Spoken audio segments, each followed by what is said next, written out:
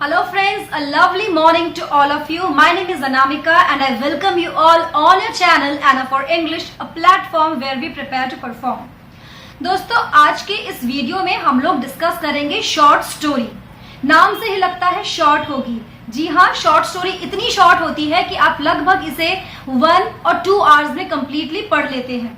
इसके अंदर word limit बहुत छोटी होती है, यानी कि नियर अबाउट 15,000 वर्ड्स में ये हो जाती है।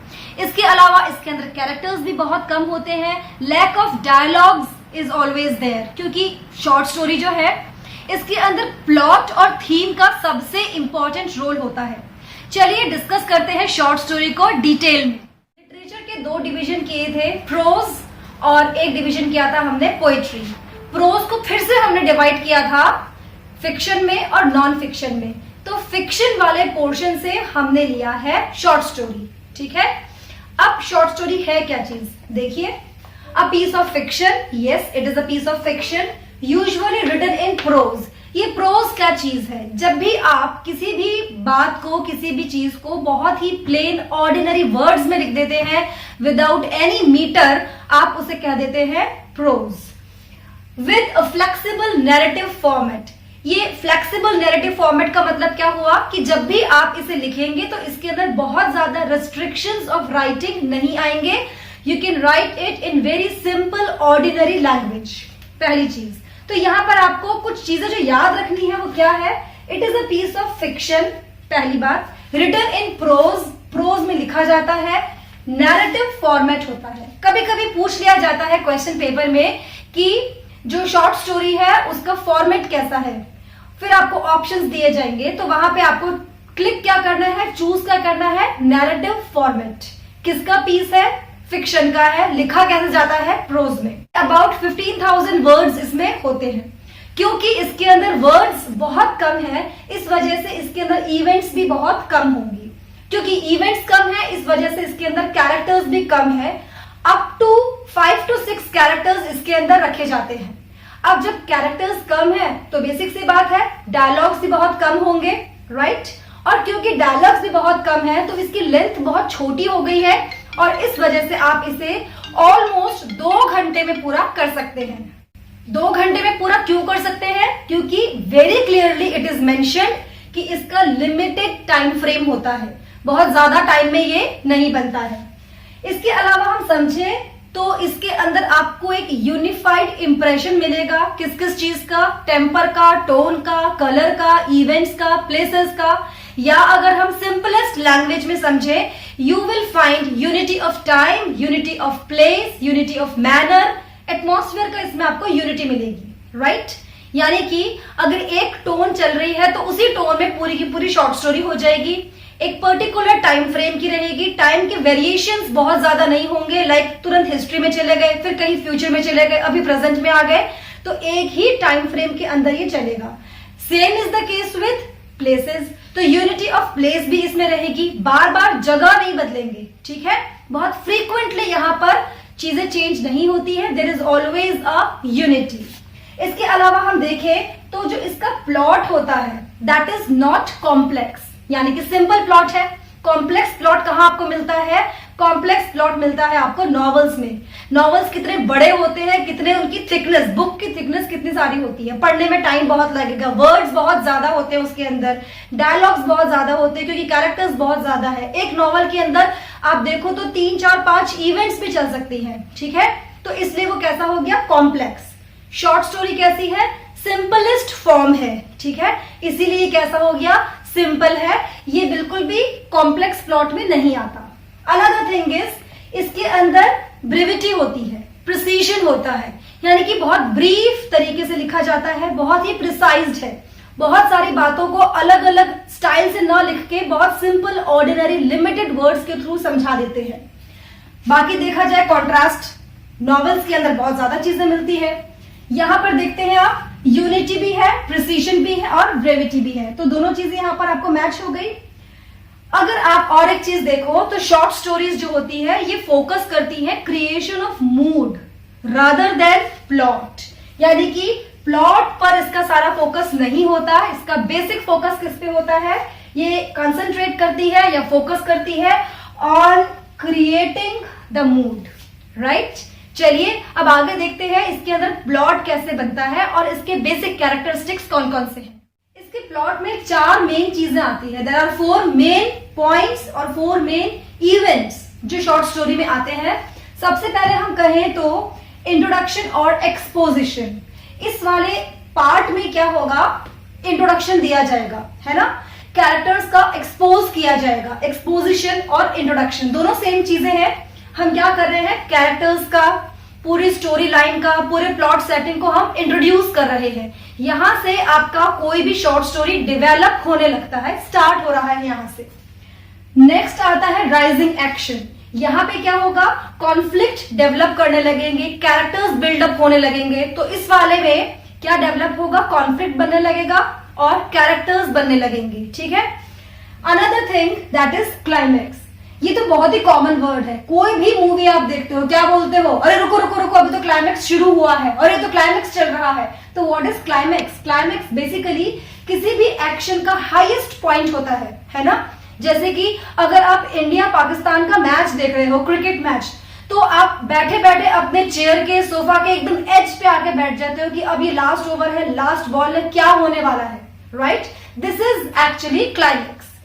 Finally last but not the least, it is resolution और डेन्यूमो, ठीक है। आप इसे डेन्यूमेंट मत पढ़िएगा, डेन्यूमो इसे पढ़ते हैं, डेन्यूमो।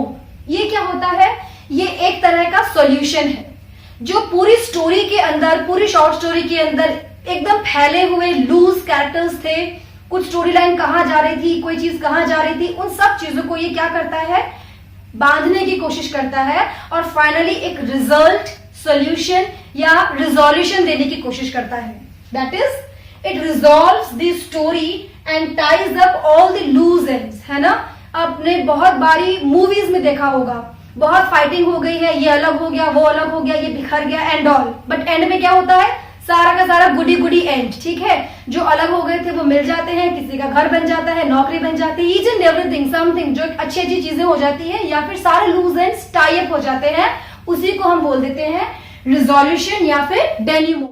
सो फ्रेंड्स, शॉर्ट स्टोरी में कुछ अलग अलग सेक्शंस या पार्ट्स है, उसके स्ट्रक्चर्स होते हैं, है ना, फीचर्स होते हैं, कैरेक्टरिस्टिक्स होती हैं। सबसे पहले देखते हैं हम क्या चीजें हैं। कॉन्फ्लिक्ट की अगर हम बात करें तो ये कॉन्फ्लिक्ट क्या चीज है, इस कॉन्फ्लिक्ट को अगर हम समझें तो ये होता है बेसिकली एक तरह की स्ट्रगल या फाइट, राइट। फिर इस कॉन्फ्लिक्ट के अंदर आता है कि जो कॉन्फ्लिक्ट है वो किसी भी शॉर्ट स्टोरी को इंटरेस्टिंग बनाने की कोशिश करती है। कॉन्फ्लिक्ट की वजह से कोई शॉर्ट स्टोरी इंटरेस्टिंग होती है। क्यों इंटरेस्टिंग बनती है? Everyone wants to fetch, everyone wants to discover the result or the outcomes, पहली चीज। दूसरी चीज अगर हम बात करें तो किसी भी शॉर्ट स्टोरी के अंदर सेटिंग होती है, ठीक है। अब ये सेटिंग क्या चीज है, सेटिंग को अगर आप समझो तो जो चीजें हमने प्लॉट में पढ़ी थी वही सारी चीजें क्या होती है, सेटिंग है। जैसे प्लॉट को हमने 4 पार्ट्स में डिवाइड किया था, वैसे ही हम उस पूरे डिवीजन को, हम उस पूरे प्लॉट को बोलते हैं सेटिंग। सेटिंग क्या करती है, सेटिंग का काम क्या है, सेटिंग के अंदर कौन कौन से एलिमेंट्स आते हैं, ये time and place of events को इंट्रोड्यूस करती है। टाइम क्या है, प्लेस क्या है, कैरेक्टर्स कौन कौन से होंगे, इन सब चीजों का ये इंट्रोडक्शन देती है।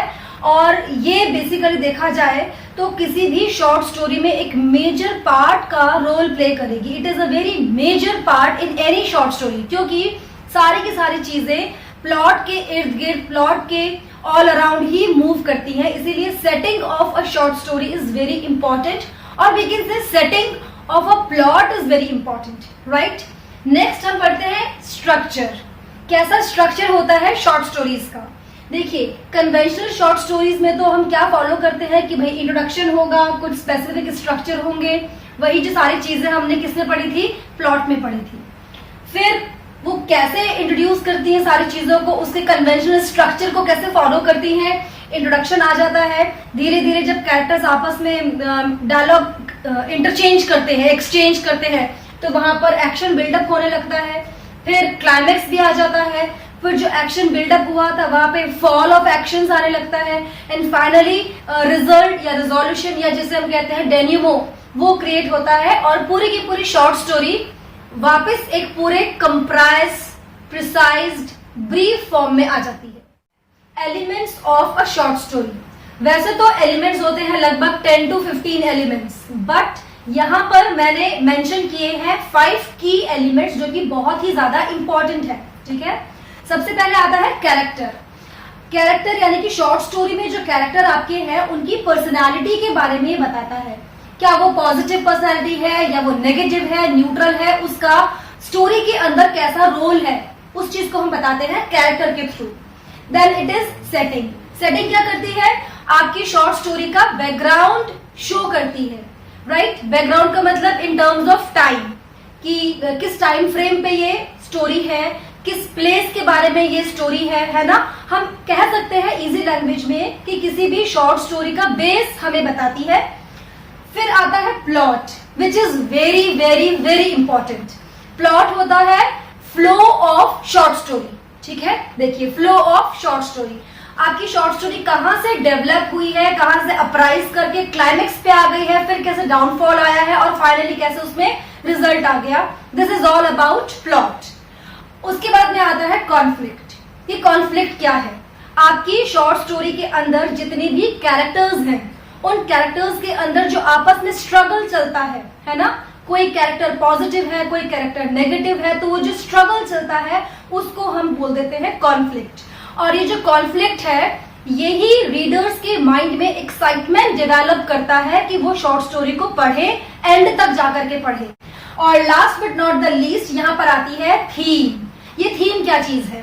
थीम का मतलब हुआ कि आपकी शॉर्ट स्टोरी का क्या मैसेज है, वो क्या मैसेज कन्वे करना चाहती है शॉर्ट स्टोरी, है ना? इट मीन्स कि ओवरऑल मैसेज क्या बन गया। जैसे हम पढ़ते हैं moral of the story, so is the case, same way में आप बोल सकते हो message of the story. Theme बहुत ही इंपॉर्टेंट है, क्योंकि थीम के बेस पे ही आप डिसाइड करते हो कि ये स्टोरी आपको पढ़नी है या ये नहीं पढ़नी। So guys, this is all about today's video. I hope आपको शॉर्ट स्टोरी के बारे में ईच एंड एवरीथिंग समझ में आई होगी। बहुत सारी डिटेल्स होती हैं, पर एग्जामिनेशन पॉइंट ऑफ व्यू से जो सारी चीजें इंपॉर्टेंट थी मैंने इस वीडियो में कवर की हैं। आपको अगर कहीं ना कहीं कुछ लगता है कि कुछ पॉइंट्स छूट गए हैं या कुछ और इंपॉर्टेंट चीजें आप इसमें ऐड कर सकते हैं, तो please do mention in the comment section. Alright, video को लाइक करना आपके हाथ में, पसंद आएगा तो आप लाइक करेंगे, कंटेंट अच्छा लगता है तो ऑटोमेटिकली आप इसे सब्सक्राइब कर ही लेंगे। मिलते हैं अगले वीडियो में, टिल देन नमस्ते।